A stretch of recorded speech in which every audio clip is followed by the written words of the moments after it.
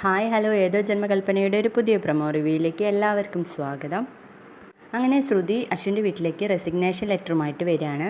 എൻ്റെ ജീവിതത്തിൽ ഞാൻ എടുത്തിരിക്കുന്ന ഏറ്റവും വലിയ തീരുമാനമാണത്. ASR ഗ്രൂപ്പ് ഓഫ് കമ്പനീസിലെ ജോലി ഞാനിവിടെ ഉപേക്ഷിക്കുകയാണെന്ന് പറഞ്ഞിട്ട് റെസിഗ്നേഷൻ ലെറ്റർ അശ്വിൻ്റെ നേരെ നീട്ടുകയാണ് കേട്ടോ. ശ്രുതി പോയി കഴിഞ്ഞതിന് ശേഷം അശ്വിൻ റെസിഗ്നേഷൻ ലെറ്റർ ചുരുട്ടി കുട്ടി വലിച്ചെറിയാണ് കേട്ടോ ചെയ്യുന്നത്.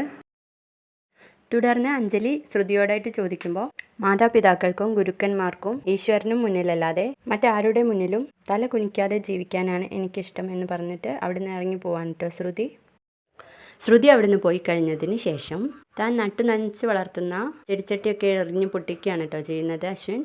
ഇത് കാണുന്ന അഞ്ജലി ചോദിക്കുന്നുണ്ട്, അന്ന് ഗസ്റ്റ് ഹൗസിൽ നടന്ന സംഭവത്തിൽ നിനക്ക് അറിഞ്ഞോ അറിയാതെയോ നീയാണ് കുറ്റക്കാരൻ എന്ന് കുറ്റബോധമുണ്ടല്ലേ?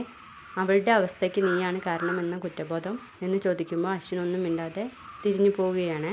അശ്വിന് ശ്രുതിയോടുള്ള പ്രണയവും ഓഫീസിൽ നിന്നും പോയി കഴിഞ്ഞാൽ ശ്രുതിയെ കാണില്ലല്ലോ എന്നുള്ള വേദനയുമാണ് ഇവിടെ കാണിക്കുന്നത്. അശ്വിൻ അറിയുന്നേയില്ല അശ്വിന് ശ്രുതിയോട് പ്രണയമുണ്ടെന്നുള്ള കാര്യം. തുടർന്നുള്ള എപ്പിസോഡുകളിൽ നമുക്കത് കാണാം. ബായ്.